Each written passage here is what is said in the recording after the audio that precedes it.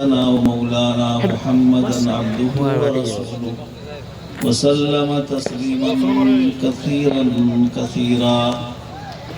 أما بعد، فقد قال الله تعالى في القرآن المجيد: أعوذ بالله من الشيطان الرجيم، بسم الله الرحمن الرحيم. يا أيها الذين آمنوا قوا أنفسكم وأهليكم نارا. صدق الله العظيم. قال النبي صلى الله عليه وسلم: اتق المحارم تكن أعبد الناس، أو كما قال عليه الصلاة والسلام. اللهم صل على سيدنا محمد وعلى آل سيدنا محمد وبارك وسلم. معزز و موقر حضرات علماء کرام اور مہمانان خصوصی دارالعلوم دیوبند کے مائع ناز استاد اور ہمارے صوبہ اڑیسہ کے جمعیت علماء کے جنرل سیکرٹری اور حضرت امیر شریعت ثانی بلبل اڑیسہ حضرت علامہ مولانا قاری سید سراج الساجدین صاحب نور اللہ مرقدہ کے جانشین، یہ حضرات مقررین تشریف فرما ہیں. ایک بعد دیگر آپ کے سامنے ان کے خطابات ہوں گے. میں یہ عرض کر رہا تھا کہ ساری اسٹیج کی طرف اور مجمع کی طرف اندھیرا، اور جب مقرر بیٹھیں گے ان کو آپ دکھائی نہیں دیں گے. آپ تو دیکھ رہے ہیں ہم کو، لیکن آپ سب نظر نہیں آ رہے ہیں، پیچھے والے کوئی بھی نظر نہیں آ رہے ہیں. اگر اس کا رخ گزر کر دیا جائے تو کوئی حرج نہیں، لیکن انتظامی امور وہی جانتے ہیں. ادھر سجا کے جو سجائے ہیں یہ مدرسے والے میرے محترم بھائیوں دن رات ایک کیے ہوئے ہیں. یہ دین کی خدمت اللہ تعالیٰ کی توفیق سے نصیب ہوتا ہے، اللہ کے فضل سے. ان کا لگنا اور ہمارا ان کے ساتھ تعاون کرنا، یہ سب اللہ کی فضل اور توفیق سے ہوتا ہے. میں اپنے یہاں برابر اعلان کرتا ہوں جب کسی کام کا، تو یہ کہہ دیتا ہوں اپنے معاونین حضرات سے، دینے والوں سے، کہ بھائی جیسے آپ دیتے ہو، اللہ کے راستے میں لگاتے ہو، آپ کو نیکی ملتی ہے، تو ہمارے جو اساتذہ ہیں آپ سے ملنے جاتے ہیں، وہ بھی ہم بھی نیکی کے محتاج ہیں، ہمیں نیکی مل جاتی ہے. لیکن شرط یہ ہے کہ آپ ایک سے دوبارہ مت دوڑاؤ ان کو. سب کام میں لگے ہوئے ہیں. آپ مدرسے میں جا کر دیکھو، صبح سے شام تک اساتذہ کتنی محنت کرتے ہیں. محنت کا عوض بدلہ کوئی نہیں دے سکتا سوائے اللہ کے. یاد رکھو، اتنی محنت شاید کوئی دوسرا کام کہیں کرنے والا کرتا ہوگا. دوسرا کام کرنے والا کہیں بھی کسی کے ہاں ملازمت کرتا ہے تو اس کے ذہن میں ایک بات رہتی ہے کہ میں اس کا کام کروں گا تو مجھے اتنی مزدوری ملے گی. لیکن مدرسے میں کام کرنے والے کو اس بات کا دھیان نہیں رہتا کہ میری محنت کی مزدوری پوری مل جائے گی. آپ دیکھ لو، صبح سے شام، شام سے صبح، مغرب کے بعد بھی، عشاء کے بعد بھی، صبح بھی، ہر وقت مشغول ہے.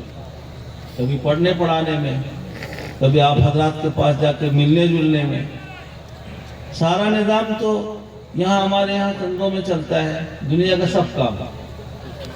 اور دین کا کام جو مدرسے والے چندے کے لیے جاتے ہیں، فضائل بتا کے آپ سے ملتے ہیں، تو آپ کی نگاہ میں یہ حقیر ہو جاتے ہیں. حالانکہ جتنے دوسرے کام ہیں سب چندے سے ہوتے ہیں، وہاں کوئی نگاہ سے گرتا نہیں ہے. یہ عظیم ترین کام آپ دیکھ لو، اللہ تعالیٰ نے قرآن پاک میں ارشاد فرمایا کہ تم میں سے ایک جماعت ایسی ہونی چاہیے جو اپنے گھر سے نکل کر، کاروبار چھوڑ کر، رشتے ناتوں سے دور ہو کر الگ کہیں جا کر جمع ہو اور دینی علوم و معلومات حاصل کرے، پھر اس کی صفات یہ ہوں گے کہ وہ تعلیم حاصل کر کے جو اللہ کا نور ہے، نور الہی، پھر نور نبوت، اللہ کے نبی محمد مصطفیٰ صلی اللہ علیہ وسلم سے مصطفیٰ یہ علم ہم تک، آپ تک پہنچ رہا ہے۔ میرے محترم بھائیوں، وہ اس کو حاصل کرتا ہے، سیکھتا ہے، اور پھر آ کر کے لوگوں میں محنت کرتا ہے۔ اللہ کہتے ہیں یا ایھا الذین آمنوا قوا انفسکم واہلیکم نارا۔ ہمیں فکر نہیں ہے، اللہ اکبر، ہمیں فکر نہیں ہے اپنے آپ کو آگ سے بچانے کا، اپنے اہل و عیال کو آگ سے بچانے کا، لیکن میرے بھائیوں، اللہ تعالی ہمیں اور آپ کو متنبہ اور متوجہ کر رہے ہیں کہ تم یہ فکر اوڑو، اس لیے کہ فَمَنْ زُحْزِحَ عَنِ النَّارِ وَأُدْخِلَ الْجَنَّةَ فَقَدْ فَازَ۔ دو ہی گروہ ہوگی وہاں حشر کے میدان میں، ایک کامیاب، ایک ناکام۔ جو ناکام ہے اس کے لیے اللہ نے جہنم کو بنایا ہے، اور جو کامیاب ہیں ان کے لیے اللہ نے جنت کو بنایا ہے۔ جنت میں لے جانے والے اعمال آقا محمد مصطفیٰ صلی اللہ علیہ وسلم نے دنیا میں بتایا۔ روایت میں آتا ہے کہ جب اللہ نے جنت کو پیدا کیا، بنایا، اللہ کی مخلوق ہے، اور جہنم بھی اللہ کی مخلوق، تو اللہ نے جبرائیل امین روح القدس کو بھیجا کہ جنت دیکھ کر آؤ۔ جبرائیل امین گئے، جنت کا معائنہ کیا، اللہ اکبر، کیا کہنا، اللہ ہم سب کو نصیب فرمائے میرے بھائیوں۔ ایسی جگہ ہے کہ اللہ نے ہر راحت اور آرام کی چیز وہاں پر تیار کر رکھا ہے۔ حدیث شریف میں آقا فرماتے ہیں محمد مصطفیٰ صلی اللہ علیہ وسلم جنت کا منظر کشی کر رہے ہیں کہ اللہ نے ایسی چیزیں بنائے ہیں ما لا عین رات ولا اذن سمعت۔ کیا نوجوان لوگ گانے کے پیچھے مست ہیں، وہاں ایسی سریلی آواز چلے گی، کبھی دنیا میں ایسی آواز سنی نہیں ہوگی۔ اور کیا منظر دنیا کے اندر نوجوان دیکھ کر تباہ اور برباد ہیں، حسن و جمال کے پیچھے، مال و منال کے پیچھے۔ آج کل موبائل کی دنیا، موبائل کو اتنا غلط استعمال کر رہے ہیں، اسٹیشن میں دیکھ لو تو اس میں مست ہے، بس اسٹینڈ میں دیکھ لو اس میں مست ہے، اسکوٹر چلا رہے ہیں اس میں مست ہیں، گاڑی کے اندر بیٹھے ہیں اس میں مست ہیں۔ اللہ اکبر، اس میں صرف ایک کھیل تماشا تصویر دیکھ رہے ہیں، دیکھ کے اپنے آپ کو تباہ کر رہے ہیں۔ روایت میں آتا آقا محمد مصطفیٰ صلی اللہ علیہ وسلم نے ارشاد فرمایا کہ ایک جنتی جب جنت میں پہنچے گا اور سب سے پہلے جو اس کا استقبال کرنے والی حور اس کا استقبال کرے گی، اس کا حسن و جمال کو دیکھ کر یہ حیرت میں پڑ جائے گا، اتنا اللہ نے اس کو حسن و جمال عطا کیا ہوگا۔ میرے بھائیوں، اگر جنت کی حور کا حسن و جمال ایک جھلک کوئی نوجوان دیکھ لے تو پاگل دیوانہ ہو جائے، اس کے پیچھے پیچھے دوڑتا رہے گا۔ اور وہ جنت کی حور اس آدمی سے کہے گی کہ میں تجھے کیوں ملی ہوں پتہ ہے؟ تو دنیا میں لوگوں کو اچھے بات کا حکم دیتا تھا، نماز پڑھنے کی ترغیب دلاتا تھا، رمضان کا بابرکت مہینہ آتا تھا روزہ رکھنے کے لیے کہتا تھا، نیک کام امر بالمعروف کرتا تھا، لوگوں کو اچھائی کا حکم کرتا تھا، اچھی باتیں پہنچاتا تھا، اس کے برکت سے میں تجھے ملی ہوئی۔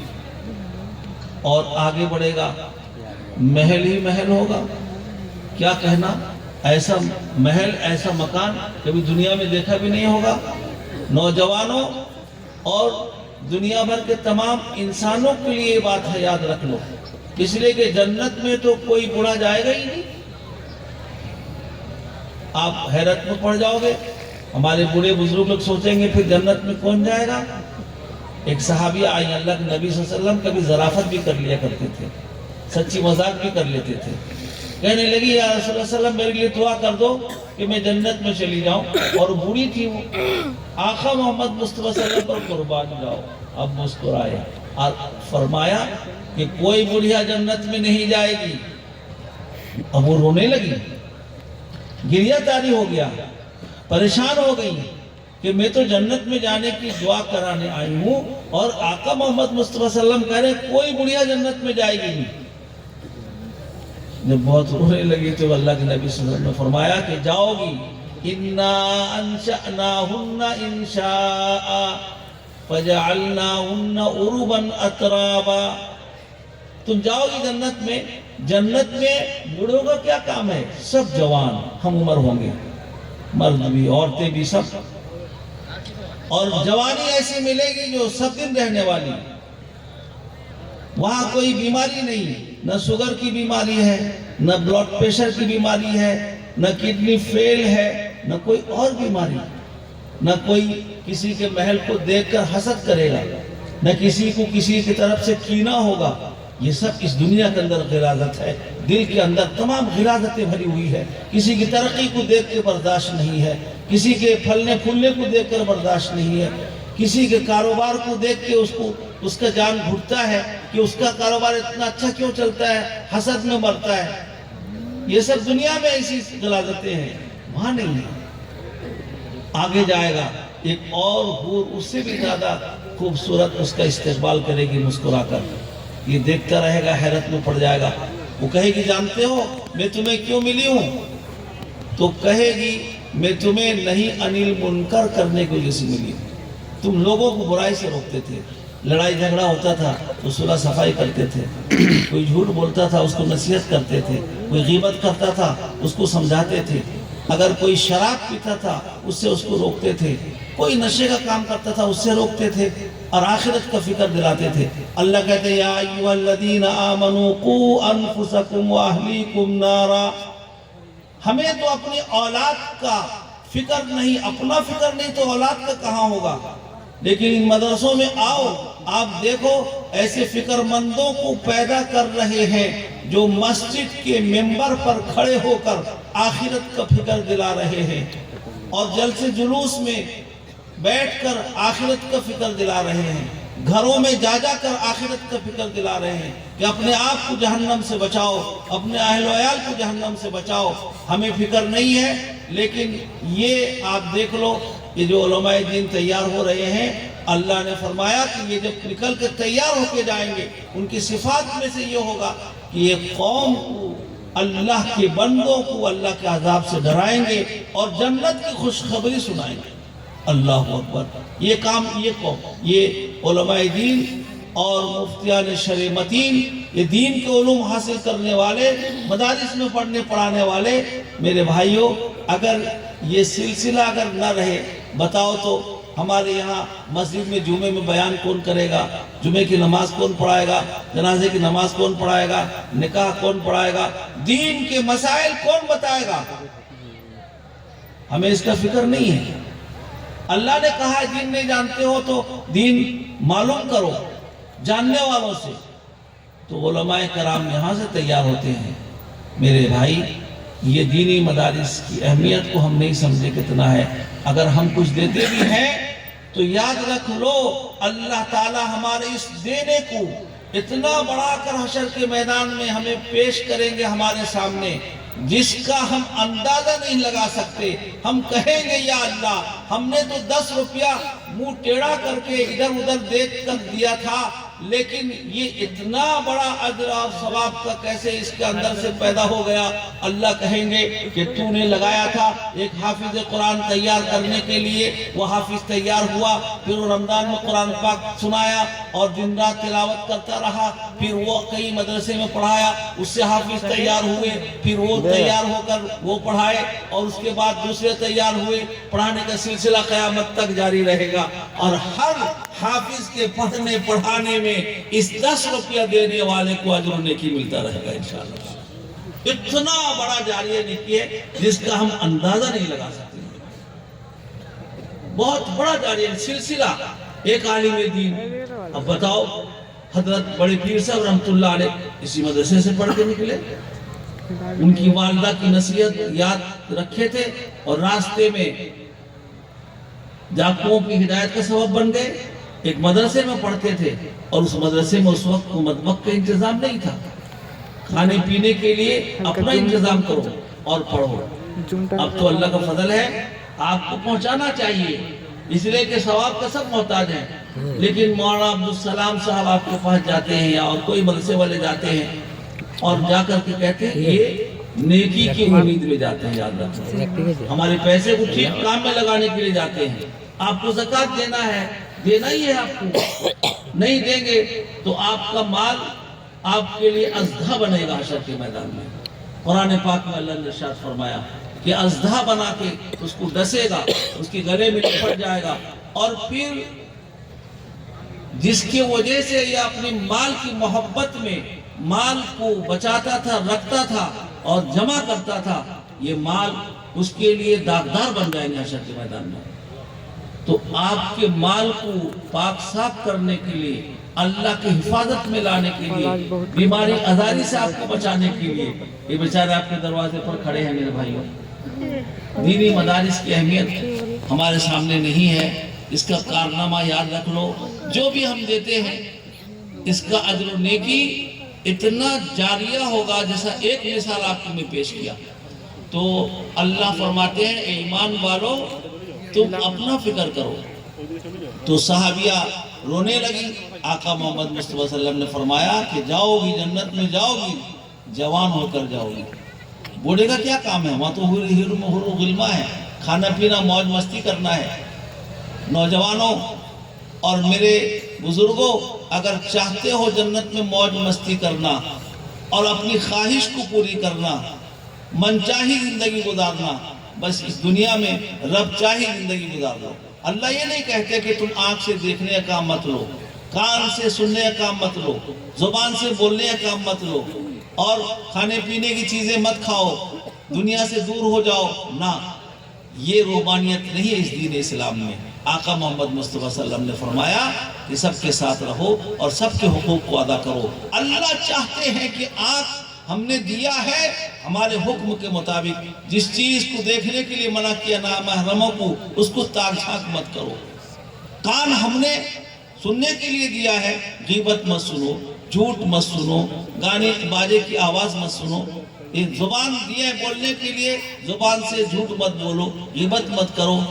اللہ چاہتے ہیں ہماری چیز کو تم استعمال کرو ہمارے مرضی کے مطابق. اگر دنیا میں ہم نے رب چاہی زندگی گزار لی تو پھر میرے بھائیوں آخرت میں ہمیں من چاہی زندگی ملے گی. اللہ خود فرماتے ہیں کہ تمہیں ہر وہ چیز ملے گی جو تم وہاں چاہو گے, جو خواہش کرو گے. جو انسان کے اندر خواہش ہوتی ہے وہ ساری خواہشیں, تمنائیں, ساری چیزیں, مرادیں وہیں پوری ہو رہی ہیں. اسی لیے قرآن پاک میں اللہ نے فرمایا کہ ایمان والو تم اپنے آپ کو اور اپنے اہل و عیال کو جہنم سے بچانے کا فکر کرو. دیکھو حضرت موسیٰ علیہ السلام ایک دن راستے میں جا رہے تھے, دیکھے ایک پتھر رو رہا ہے, زار و قطار رو رہا ہے. پوچھے, موسیٰ کلیم اللہ تھے, کیا بات ہے؟ کہا کہ اللہ نے جس دن سے فرمایا ہے کہ وَقُودُهَا النَّاسُ وَالْحِجَارَةُ, جہنم کا ایندھن ہم پتھر اور انسان کو بنائیں گے, تو اس دن سے میرے اوپر خشیت طاری ہے اور میرا یہی حال میں رو رہا ہوں. آپ کلیم اللہ ہے, اللہ سے بات کرتے ہیں, آپ میرے بارے میں ذرا عرض کر دیجئے اللہ کے سامنے کہ اللہ میری حفاظت کر لے. حالانکہ اس کے لیے جنت ہے نہ جہنم, یہ تو انسان اور جنت کے لیے ہے, فرشتوں کے لیے بھی نہیں ہے, تو اللہ کے حکم کے تابع ہیں. حضرت موسیٰ کلیم اللہ نے اللہ سے عرض کیا کہ یا اللہ یہ پتھر رو رہا ہے زار و قطار جہنم سے بچنے کے لیے. اللہ نے کہا اس سے کہو کہ ہم اس کو جہنم کے ایندھن نہیں بنائیں گے. جب کہہ دیے موسیٰ کلیم اللہ چلے گئے, کچھ دن کے بعد واپس لوٹے اسی جگہ, دیکھے پتھر پھر رو رہا ہے. کہا پھر کیوں رو رہے ہو؟ کہا کہ جس اللہ نے جہنم کے ایندھن بننے سے میری حفاظت کر لیا اس کے شکریہ میں رو رہا ہوں. آقا محمد مصطفیٰ صلی اللہ علیہ وسلم رات کی تنہائی میں اللہ کی عبادت میں مشغول رہتے تھے, اور کھڑے ہیں تو رو رہے ہیں, رکوع میں ہے تو رو رہے ہیں, سجدے میں ہے تو رو رہے ہیں. قربان جاؤ۔ ام المؤمنین عائشہ رضی اللہ تعالیٰ عنہ نے پوچھا، یا رسول اللہ صلی اللہ علیہ وسلم، اللہ نے آپ کو اپنا محبوب بنایا ہے، اگلے پچھلے سارے خطا آپ کے معاف ہیں، پھر آپ کیوں اتنا رو رہے ہیں؟ کوئی گناہ نہیں، کوئی قصور نہیں۔ اللہ اکبر۔ آقا محمد مصطفیٰ صلی اللہ علیہ وسلم نے فرمایا، اے عائشہ، جس خالق و مالک رب تعالیٰ نے مجھے اپنے فضل سے اپنا محبوب بنایا، میرے اگلے پچھلے تمام قصور اور گناہ کو معاف کیا، میں اس کے شکریہ میں رو رہا ہوں۔ اور ہم گنہگاروں کو کتنا رونا چاہیے؟ ہمیں رونا نہیں آتا؟ پیٹ میں درد ہو جائے تو رونا آتا ہے، پیر میں تکلیف ہو جائے تو رونا آتا ہے، سر میں تکلیف ہو جائے تو رونا آتا ہے۔ کبھی جہنم کی خوفناک دردناک عذاب کو سوچ کر اگر رونا آ جائے، یہ رونا اتنا کام کی چیز ہے کہ مت پوچھو۔ آقا فرماتے ہیں محمد مصطفیٰ صلی اللہ علیہ وسلم، 2 قطرے اللہ کو بہت پسند ہیں۔ ایک قطرہ جو آنکھ سے ٹپکتا ہے اللہ کے ڈر سے، خوف سے۔ ایک صحابی پہنچے، یا رسول اللہ صلی اللہ علیہ وسلم، مجھے کوئی ایسی عبادت بتا دیجئے رات کے دن میں پڑھنے کی، میں سب سے بڑا عبادت گزار بن جاؤں۔ آقا محمد مصطفیٰ صلی اللہ علیہ وسلم نے فرمایا کہ بس تم اللہ کا تقوی اختیار کرو اور گناہ سے بچو۔ جب گناہ سے بچو گے، اللہ کا تقوی اختیار کرو گے، تو تمہارا شمار اللہ کے یہاں بڑے عبادت گزاروں میں ہوگا۔ اللہ مجھے بھی نصیب فرمائے، آپ کو بھی نصیب فرمائے، اس مدرسے کو ترقیات سے مالا مال فرمائے۔ جو بچے حافظ تیار ہوئے، اللہ ان کو حافظ کامل عالم بعمل دین کا داعی بنائے۔ ماشاءاللہ آپ بہت ذوق شوق سے بیٹھے ہیں، سن رہے ہیں، بیٹھے رہیے۔ اللہ تعالیٰ اس نیت کے ساتھ بیٹھیے کہ ہم جو بات سنیں گے اس پر خود بھی عمل کریں گے، اس کو محفوظ رکھ کے اپنے گھر والوں تک اس کو پہنچائیں گے۔ وآخر دعوانا ان الحمدللہ رب العالمین۔